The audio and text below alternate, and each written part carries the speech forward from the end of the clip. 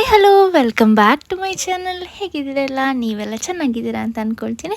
ಇವತ್ತಿನ ವೀಡಿಯೋದಲ್ಲಿ ನಾನು ಈ ಪಾರ್ಟೀಸ್ಗೆ ಯಾರಾದರೂ ಗೆಸ್ಟ್ ಬಂದಾಗ ವೆಲ್ಕಮ್ ಡ್ರಿಂಕ್ ರೆಸಿಪಿ ತೋರಿಸ್ಕೊಡ್ತಾ ಇದ್ದೀನಿ. ಅದು ಕೂಡ ತುಂಬ ಸುಲಭವಾಗಿ ಮಾಡ್ಕೋಬೋದು. ಒಂದು ಪಿಸ್ತಾ ಫ್ಲೇವರಲ್ಲಿ. ಇದು ಅಂದರೆ ಸಬ್ಸ್ಕ್ರೈಬರ್ ಒಬ್ಬರು ಕೇಳಿದ್ರು ಮಾಡಿ ತೋರಿಸಿ ಅಂತ, ಸೊ ಅವರಿಗಾಗೆ ಮಾಡ್ತಾ ಇರೋದು. ಹಾಗೆಯೇ ಈ ವಿಡಿಯೋ ಇಷ್ಟ ಆದರೆ ಲೈಕ್ ಮಾಡೋದನ್ನು ಮರಿಬೇಡಿ. ಹಾಗೆ ಹೊಸ ವ್ಯವಸಾಯ ಇದ್ದರೆ ಸಬ್ಸ್ಕ್ರೈಬ್ ಮಾಡಿಕೊಂಡು ವಿಡಿಯೋ ನೋಡಿ. ಬನ್ನಿ ನೋಡೋಣ.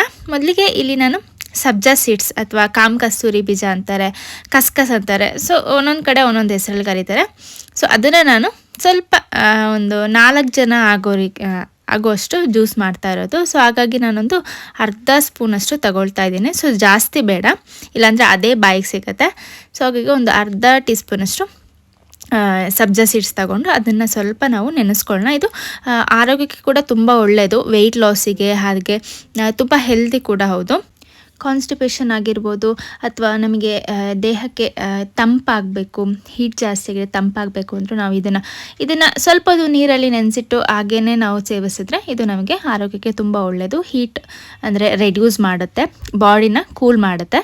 ಇದನ್ನು ನಾವು ಒಂದು 3 to 4 ಸ್ಪೂನಷ್ಟು ನೀರನ್ನು ಹಾಕಿ ಸ್ವಲ್ಪ ನೆನೆಸ್ಬಿಡೋಣ. ಸೊ ಅಷ್ಟೇ ಸಾಕು. ಸ್ವಲ್ಪ ಮಿಕ್ಸ್ ಮಾಡಿಬಿಡಿ. ಇದೊಂದು 2 ನಿಮಿಷ ನಮಗೆ ಕರೆಕ್ಟಾಗಿ ಸಿಗುತ್ತೆ.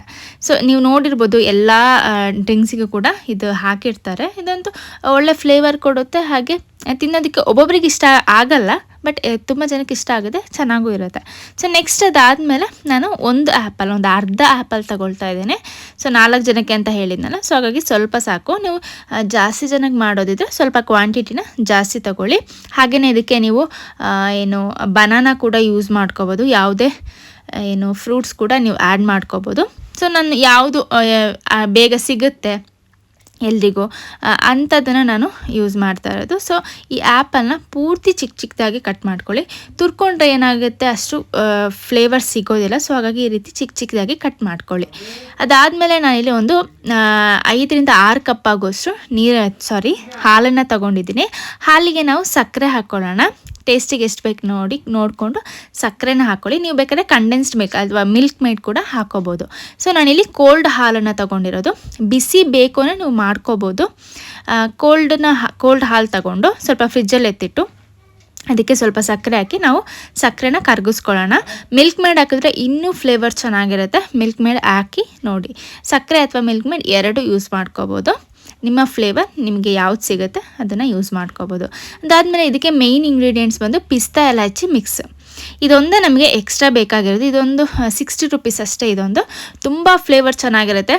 ನೀವು ಮನೇಲೊಂದು ತಂದು ಇಟ್ಕೊಂಡ್ರೆ ನೀವು ಈ ರೀತಿ ಏನಾದರೂ ಪಾಯಸ ಮಾಡ್ಕೋಬೇಕಾದ್ರೆ ಆಗಿರ್ಬೋದು, ಜ್ಯೂಸ್ ಮಾಡಬೇಕಾದ್ರೆ, ಮಿಲ್ಕ್ ಶೇಕಿಗೆ ಎಲ್ಲ ಹಾಕಿದರೆ ತುಂಬ ಟೇಸ್ಟ್ ಚೆನ್ನಾಗಿರುತ್ತೆ. ಸೊ ನೋಡ್ಬೋದು, ಅರ್ಜೆಂಟಾಗಿ ಒಂದು ಈ ರೀತಿ ಮಿಕ್ಸ್ನ ತಂದಿಟ್ಕೊಂಡ್ರೆ ನಮಗೆ ಬೇಗ ಆಗುತ್ತೆ ಜ್ಯೂಸ್ಗೆಲ್ಲ. ಸೊ ನೆಕ್ಸ್ಟ್ ಇಲ್ಲಿ ನೋಡ್ಬೋದು, ನಮ್ಮ ಸಬ್ಜಾ ಸೀಡ್ಸ್ ಇಲ್ಲಿ ಪೂರ್ತಿ ನೆಂದಿದೆ. ಇದನ್ನು ನಾವು ಇದಕ್ಕೆ ಹಾಕೊಳ್ಳೋಣ. ಅದಾದಮೇಲೆ ನಾವು ಕಟ್ ಮಾಡಿ ಇಟ್ಕೊಂಡಿದ್ವಲ್ಲ ಆ್ಯಪಲ್, ಅದನ್ನು ಕೂಡ ಸೇರಿಸ್ಕೊಳ್ಳೋಣ. ಅದಾದಮೇಲೆ ಇದಕ್ಕೆ ನೀವು ಬೇಕಾದ್ರೆ ಎಲ್ಲ ಫ್ರೂಟ್ಸ್ ಕೂಡ ಸೇರಿಸ್ಕೋಬೋದು, ಅಥವಾ ನಟ್ಸ್ ಕೂಡ ಹಾಕೋಬೋದು, ಡ್ರೈ ಫ್ರೂಟ್ಸ್ ಹಾಕೋಬೋದು. ನಿಮ್ಮ ಫ್ಲೇವರ್ಗೆ ಯಾವ್ದು ಬೇಕು ಅದನ್ನು ಹಾಕೋಬೋದು. ನೆಕ್ಸ್ಟ್ ನಾನಿಲ್ಲಿ ಸ್ವಲ್ಪ ಚೆನ್ನಾಗಿ ಕಾಣಲಿ ಅಂತ, ಸೊ ಆ್ಯಕ್ಚುಲಿ ಇದು ಕ್ಯಾರೆಟ್ ಹಾಕಿದ್ರೆ ನನಗೆ ಅಷ್ಟು ಇಷ್ಟ ಆಗಲ್ಲ. ಕ್ಯಾರೆಟ್ ಹಾಕಿದರೂ ಕೂಡ ಹೆಲ್ತಿಗೆ ಒಳ್ಳೆಯದು. ಸೊ ಸ್ವಲ್ಪ ಚೆನ್ನಾಗಿ ಕಾಣಲಿ ಅಂತ ನಾನು ಕ್ಯಾರೆಟ್ ಹಾಕ್ಕೊಳ್ತಾ ಇದ್ದೀನಿ. ನಿಮಗೆ ಕ್ಯಾರೆಟ್ ಇಷ್ಟ ಅಂದರೆ ನೀವು ಕೂಡ ಹಾಕೋಬೋದು. ಸೊ ಸ್ವಲ್ಪ ಹಾಕ್ಕೊಳ್ತಾ ಇದ್ದೀನಿ.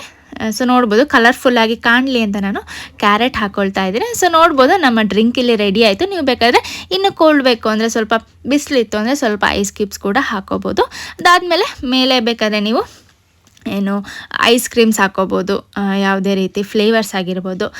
ಮೇಲೆ ಕೂಡ ಡ್ರೈ ಫ್ರೂಟ್ಸ್ ಹಾಕೋಬೋದು. ನಿಮ್ಮ ಫ್ಲೇವರ್ ನಿಮಗೆ ಯಾವ್ದು ಇಷ್ಟ ಅದನ್ನು ನೀವು ಹಾಕೋಬೋದು. ಸೊ ನಾನು ಇವತ್ತಿಲ್ಲಿ ಸಿಂಪಲ್ಲಾಗಿ ಒಂದು ಡ್ರಿಂಕ್ನ ಮಾಡಿ ತೋರಿಸಿದ್ದೀನಿ.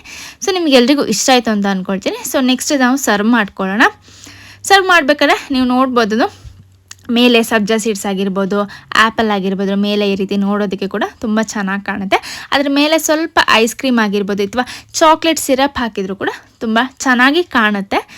ಸೊ ಸರ್ವ್ ಮಾಡಬೇಕಾದ್ರೆ ಹಾಗೆಯೇ ಕೂಡ ಚಾಕ್ಲೇಟ್ ಇಷ್ಟ ಆದರೆ ನಿಮಗೆ ಚಾಕ್ಲೇಟ್ ಸಿರಪ್ ಕೂಡ ಹಾಕೋಬೋದು.